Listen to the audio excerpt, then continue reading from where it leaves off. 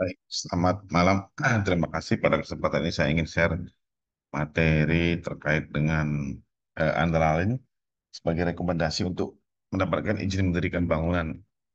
Nah, ini materinya ketika saya mengikuti pelatihan uji kompetensi, uji kompetensi penilaian analisis dampak lalu lintas.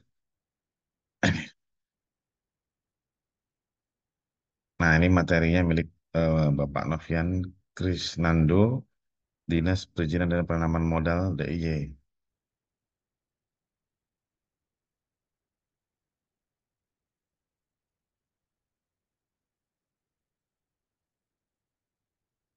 IMB dan ada lain. Bagaimana ke saling mengikatnya?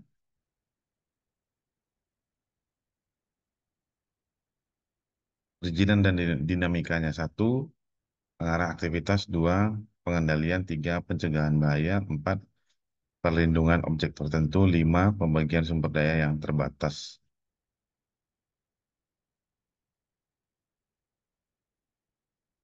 Perizinan berusaha online single submission OSS. Untuk memulai kegiatan berusaha dilakukan melalui OSS kecuali untuk pemerintah.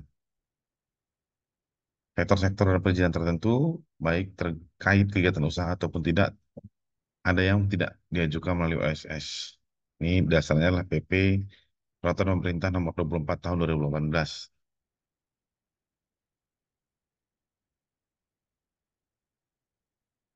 Perizinan bangunan gedung.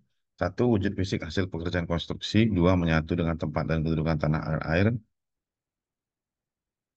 Tiga, berfungsi tempat manusia melakukan kegiatan.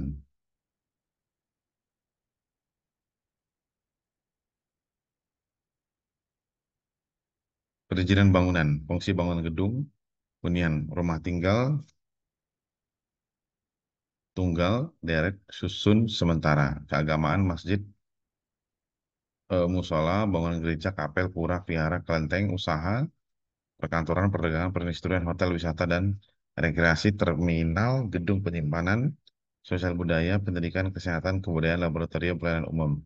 Fungsi khusus kegiatan kerahasiaan tinggi tingkat nasional, membahayakan masyarakat sekitar, risiko bahaya tinggi, reaktor nuklir, hankam.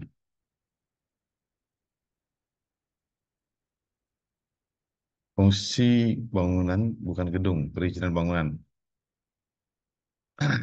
Pelataran untuk parkir, lapangan tenis, lapangan basket, lapangan golf, dan lain-lain sejenisnya. Fondasi tangki, dan lain-lain sejenisnya. Pagar tembok atau besi dan tanggul atau turap, dan lain-lain sejenisnya. Septic tank atau bak penampungan bekas air kotor, dan lain-lain sejenisnya. Sumur resapan dan lain-lain sejenisnya. Teras tidak beratap atau tempat pencucian, dan lain-lain sejenisnya. Dinding penahan tanah, dan lain-lain sejenisnya.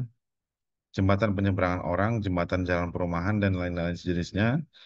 Penanaman tangki, landasan tangki, bangunan, pengolahan air, gardu listrik, gardu telepon, menara, tiang listrik atau telepon, dan lain-lain sejenisnya, kolam renang, kolam ikan, air deras, dan lain-lain sejenisnya, gapura, patung, bangunan reklame, monumen, dan lain-lain sejenisnya.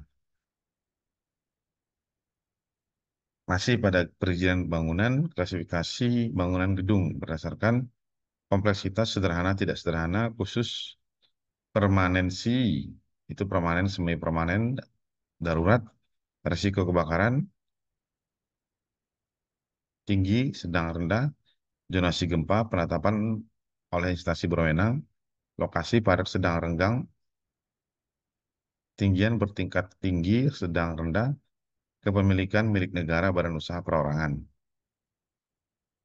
Klasifikasi dan fungsi. Prinsip.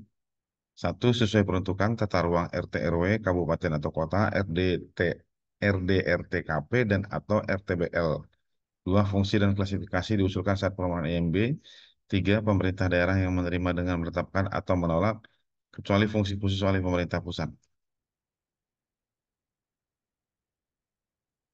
Izin mendirikan bangunan. Satu, diberikan oleh pemerintah kabupaten kota. Dua, diberikan kepada pemilik bangunan gedung. Tiga, untuk membangun baru, mengubah, memperluas, atau mengurangi merawat. Sebagai komitmen Sarpras, syarat atau komitmen Sarpras perizinan perusahaan adalah izin lokasi, izin mendirikan bangunan, sertifikat layak fungsi, dan izin lingkungan. Antara lain diperlukan sebagai salah satu pertimbangan penerbitan IMB. Bangunan wajib antara lain diatur oleh peraturan pemerintah dan peraturan Menteri Perhubungan.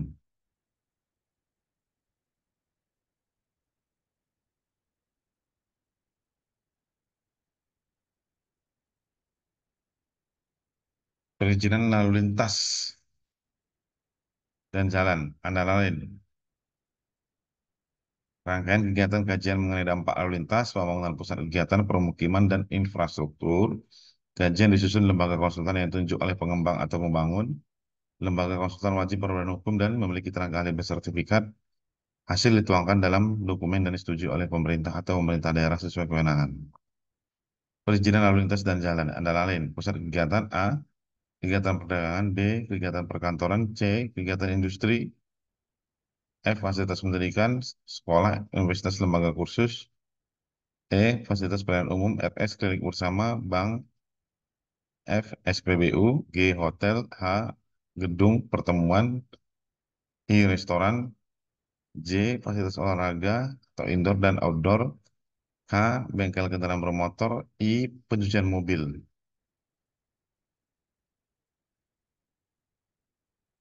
Perizinan lalu lintas dan angkutan jalan antara lain permukiman, perumahan dan permukiman, B, rumah susun dan apartemen, C, asrama, D, ruko, infrastruktur, A, akses keluar masuk jalan tol, B, pelabuhan, C, bandara, D, terminal, E, stasiun kereta api, F, pool kendaraan, G, fasilitas parkir untuk umum. Nah, ini merupakan eh, ukuran minimal untuk antara lain satu pusat kegiatan, A, kegiatan perdagangan, pusat perbelanjaan atau retail itu ukuran minimalnya 500 meter persegi luas lantai bangunan. B, kegiatan perkantoran 1000 meter persegi luas lantai bangunan. C, kegiatan industri dan pergudangan 2500 meter persegi luas lantai bangunan. D, fasilitas pendidikan satu sekolah atau universitas 500 siswa, 2 lembaga kursus bangunan dengan 50 siswa per waktu.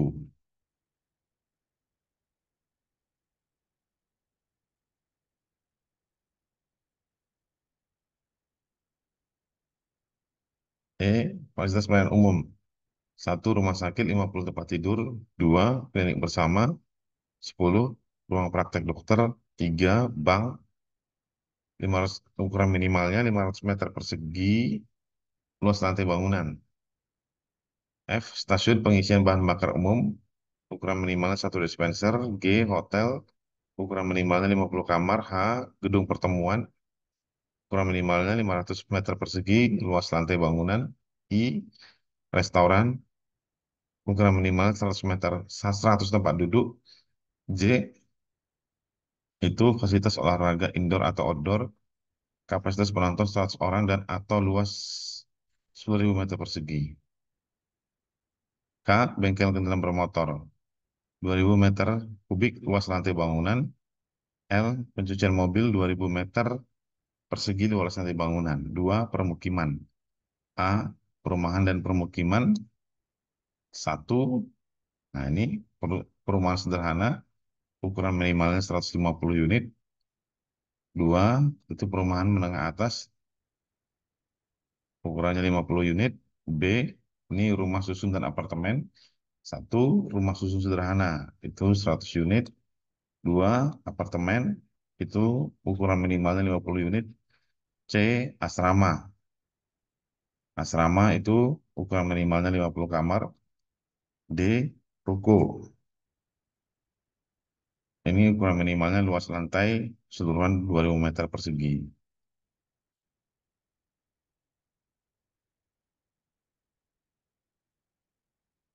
3, infrastruktur.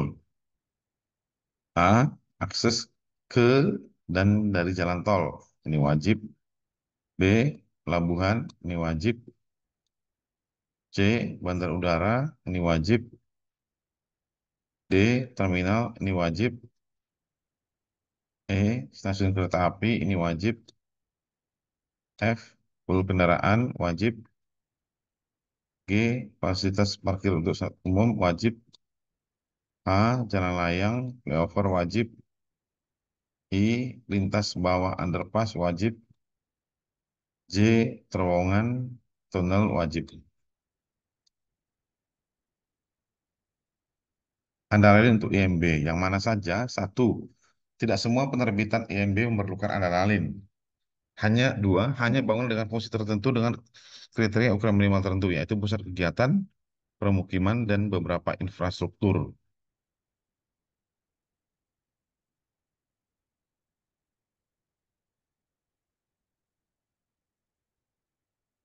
Nah, pelaksanaan studi tiga kabupaten kota di DIY dan Prof DIY. Satu, dipersyaratkan, tidak dipersyaratkan secara eksplisit written, baik oleh pemerintah, kabupaten atau kota, baik di Perda, Perbuk, Perwal, maupun standar pelayanan di DPMP, TSP. Dua, meski tidak secara eksplisit, antara lain diwajibkan setelah pengajuan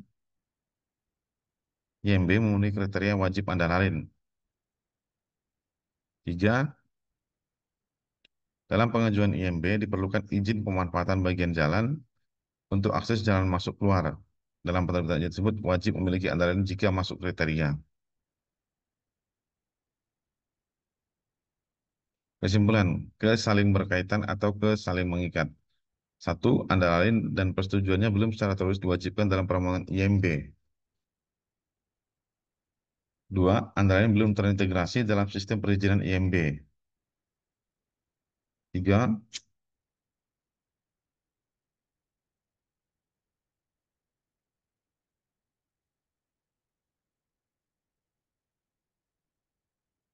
Undang-Undang LHJ Nomor 22 Tahun 2009, PP 32 Tahun 2011, PM 75 Tahun 2011 secara imperatif mengikat organ pemerintah untuk menerapkannya. Empat, izin sebagai norma penutup dari rangkaian kebijakan umum peraturan perundang-undangan merupakan instrumen penting dalam mewujudkan kesejahteraan in concerto. 5. Kesaling mengikatan yang lemah dalam perjanjian IMB membuka peluang untuk pengabaian kewajiban lain dengan alasan tertentu. 6. Lalu bagaimana desain IMB dengan undang-undang Omnibus Law Cipta Kerja? Apakah dihilangkan atau ini bisa menjadi kesempatan integrasi antara lain dalam penerbitan IMB? Nah, ini jawabannya saya tahu di dalam Undang-Undang Cipta Kerja itu sudah disebutkan IMB itu menjadi PPG namanya. Perizinan Pembangunan Gedung karena lebih dari satu izin dalam itu untuk mendirikan gedung itu kan. Nah, terima kasih. Ini tahun 2020 nih presentasi, tapi mudah-mudahan bermanfaat. Nah, demikian tadi materi yang saya sampaikan terkait dengan antara lain sebagai rekomendasi MB. Ini materinya dulu saya dapat dari Pak Novian Krisnando, Dinas Perizinan dan Penanaman Modal DIY.